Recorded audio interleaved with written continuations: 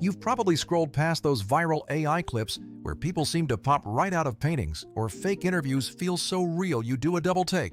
But have you stopped to ask which AI video model is actually the best fit for your specific content? Today I'm going to walk you through the biggest players in the game, grading them on realism, speed, cost, and overall usability, so you can make an informed choice. Most importantly, I will show you exactly where a tool like Vizard fits into your workflow, so you can actually publish content consistently without pulling your hair out. Here is a quick note before we dive in. I truly believe the smartest way to work with AI video right now isn't to worship just one single tool. Instead, the real power comes from mixing and matching different models, because some are kings for photorealistic human interactions while others totally crush stylized visuals. The trick is knowing which tool to use for which specific shot, and then having a rock-solid system to turn that footage into a steady stream of social media clips. All right, let's start with the big one, Runway, which has been around since the early days and honestly still sets the bar for many professional creators. Their outputs look incredibly crisp across a wide bunch of styles, from cinematic and animated to even those classic cartoonish Pixar vibes we all recognize.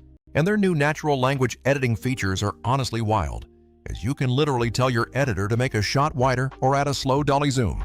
The downside is the price and the complexity, because the free tier is basically just a demo, and the standard tiers aren't cheap if you want high-volume footage. However, Runway is definitely S tier if you are serious about creative control, cinematic output, and are willing to invest the time to learn their dense menu system. Next on our list is Luma AI, which really stands out for a clean, minimal interface and some genuinely cool motion mapping tricks. You can feed it a simple clip and apply crazy overlays like zombies or surreal props, and it handles wide cinematic aspect ratios perfectly for that big screen look. Where it falls short is subtlety, because Luma tends to oversaturate and sometimes blur the edges of objects, so the realism definitely takes a hit. Oh, don't so. It's a strong tool for bold, stylized clips, but for anything that needs photoreal nuance, I wouldn't pick it as my #1 choice. Now, Google's video model, known as V3, is a totally different beast because it was one of the first to combine spoken dialogue and character acting into a single prompt. This means you can generate scenes where people talk, react, and even have background sound effects all happening right there in the pipeline. It is absolutely brilliant for those street interview-style videos or comedic sketches that need believable lip sync and micro-expressions. The catch here is the cost.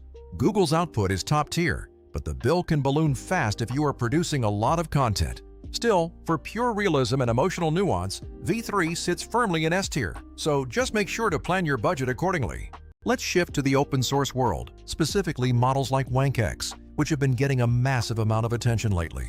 The open source ecosystem is so exciting because you can run these models locally and basically pay only for the computer hardware usage. This drops per second costs massively, and the motion and physics handling on some of these checkpoints is genuinely stellar. However, if you want a polished, designer-friendly interface, you might find these frustrating since they often require clicking through command lines. I give them big credit for accessibility and cost, but they are a B-tier pick if you don't want to wrestle with technical complexity. Seedance by ByteDance is the surprise blind test winner in a lot of community polls because it produces such consistent cinematic shots. It keeps continuity across multi-shot sequences really well and has some fantastic acting and camera work for certain prompts. The UX is a little bit busy with lots of elements on screen, but overall it is an impressive all-rounder that I would give a solid B grade. MidJourney recently launched their video model, and unsurprisingly, it is absolutely gorgeous to look at.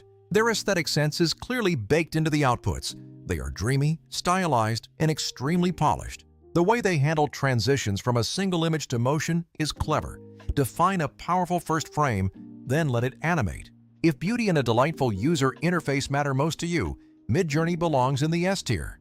There are a cluster of other Chinese tools worth mentioning too, like AI and Halo Miniax, which punch above their weight on visual quality. Many of these offer cheap entry plans and good frame stability, though the interface is often cluttered and less curated. I'd rate them around C to B tier depending on the specific tool. Useful if you are watching costs, but not always the most elegant experience. Sora, which is OpenAI's offering, had huge buzz, and frankly the output can be beautiful. It's well integrated with other OpenAI products, so if you are already in that ecosystem, you get a pretty tight user experience. However, the pricing can be baffling, and unless you are already a heavy user, you might find it pretty expensive. Quality-wise, it is A tier, but the ecosystem and pricing model hold it back from being the default S tier for everybody. And yes, we have to talk about Pika. It is cute, quirky, and fun for gimmicks. It's really the toy chest of AI video, perfect for action figures, viral trends, and novelty filters. It is great for a quick laugh or a viral meme, but not really great for anything you want to look truly believable or professional. So where does Vizard fit into all of this? The short answer is everywhere. Vizard isn't trying to be the generative engine that makes the original pixels, but rather the system that takes raw, long-form footage and turns it into a steady drumbeat of viral clips. Think of a typical creator workflow where you shoot a long video or generate a long AI scene.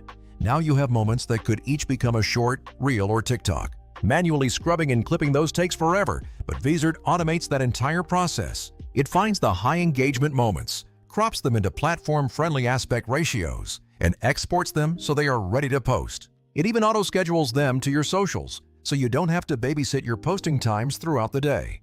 One feature I lean on is the auto-editing for viral clips.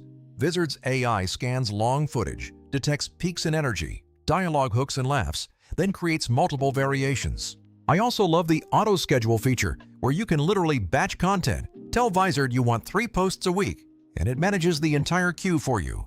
Finally, the content calendar lets you manage, tweak, and preview scheduled clips across all platforms in one single place. No hopping between apps.